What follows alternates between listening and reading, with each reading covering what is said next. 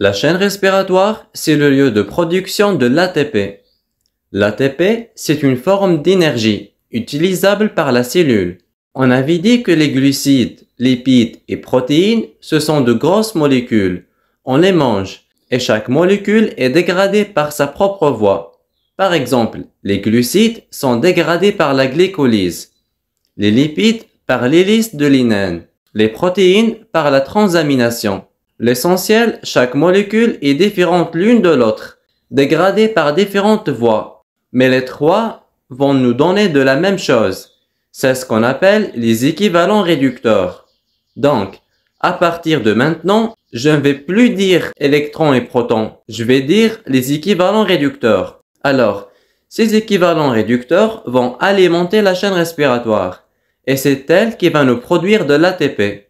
Donc, si je résume un peu la chaîne respiratoire, c'est la voie finale de dégradation de métabolites. Les métabolites sont les glucides, lipides et protéines, sont dégradés par leurs différentes voies. Ils nous produisent des équivalents réducteurs, c'est-à-dire électrons-protons. Ces équivalents réducteurs vont alimenter la chaîne respiratoire et c'est grâce à ça qu'il va y avoir production de l'ATP. La chaîne respiratoire a lieu dans la membrane mitochondriale interne. À ne pas oublier, elle produit bien sûr de l'ATP. Qui c'est qui va faire la fonctionner cette chaîne respiratoire? C'est les équivalents réducteurs, c'est-à-dire les électrons et protons. Alors, ces équivalents réducteurs sont ramenés à la chaîne respiratoire par qui? Par des enzymes. C'est les enzymes qui vont transporter ces équivalents réducteurs à la chaîne respiratoire. Alors, quelles sont ces enzymes? Tout simplement les enzymes ANAD, les déshydrogénases pyridiniques. Nous avons deux types, les enzymes ANAD et les enzymes ANADP. Bon, comme je vais vous donner un moyen comment mémoriser sans apprendre par cœur une structure chimique, cette enzyme ANAD s'appelle nicotinamide. Ça dérive d'une vitamine. A, c'est une adénine. D, c'est dinucléotide. C'est-à-dire j'ai deux nucléotides. Un nucléotide, c'est une base azotée avec un sucre et l'acide phosphorique. Donc, voici le premier nucléotide, possédant l'adénine comme base azotée, le ribose et l'acide phosphorique. On passe au deuxième nucléotide. Voici sa base azotée, c'est la nicotinamide. Voici le sucre, le ribose et l'acide phosphorique. Donc, nous avons deux nucléotides. L'un possède l'adénine comme base azotée et l'autre c'est la nicotinamide. Voilà comment on retient une structure sans l'apprendre par cœur. Bon, là je viens de dire que nous avons deux types d'enzymes ANAD.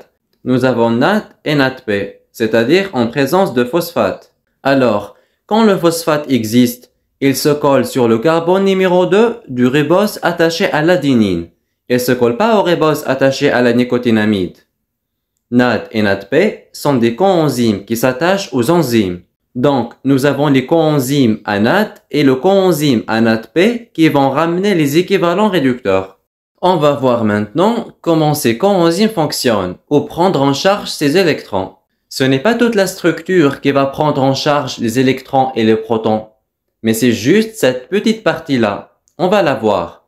La voici, la nicotinamide. Regardez la nicotinamide sous forme oxydée. Quand elle prendra en charge les électrons et les protons, elle va les prendre ici, sur ce carbone-là. Regardez. Donc, j'ai mon substrat AH2. Elle va prendre en charge les protons et électrons sur le carbone ici. Le problème qui se pose, c'est la structure des coenzymes. NAD ne leur permet de prendre en charge qu'un seul proton. Vous le voyez là? Donc, c'est pour ça on écrit NADH plus H+. On ne peut pas écrire NADH2. Parce que si on écrit NADH2, ça veut dire que l'enzyme porte deux protons. Or, la structure des coenzymes ANAD ne leur permet de prendre en charge qu'un seul proton, ce H-là. L'autre, il est ici. Or, les équivalents réducteurs prennent deux électrons et deux protons. Comment ça se fait qu'il reste là ce proton alors qu'elles sont censées de prendre en charge deux électrons et deux protons? Tout simplement, les électrons sont pris en charge grâce à un ion hydrure, H-. Souvenez-vous, le H-, lui, il prend en charge deux électrons. Pas comme le proton.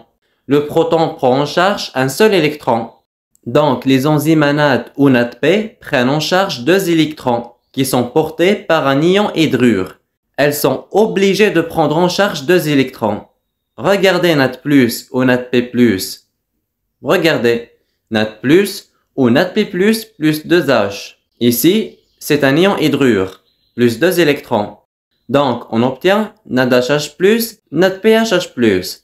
Alors, attention, lorsqu'on fera le métabolisme, on va rencontrer beaucoup plus de coenzymes NAD que de coenzymes NADP. Donc, les NAD sont beaucoup plus importants que les enzymes NADP.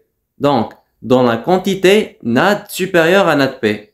Pour les enzymes NAD, elles travaillent en général sous forme de NAD. Donc, après, ils vont prendre en charge les électrons-protons et se transforment en NADHH+.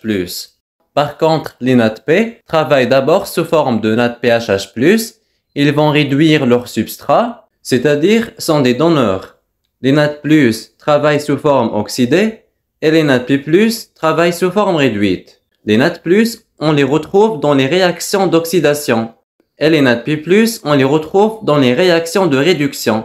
NADP+, par exemple, lorsqu'un substrat a besoin qu'on lui ramène des protons-électrons, c'est elles qui vont intervenir.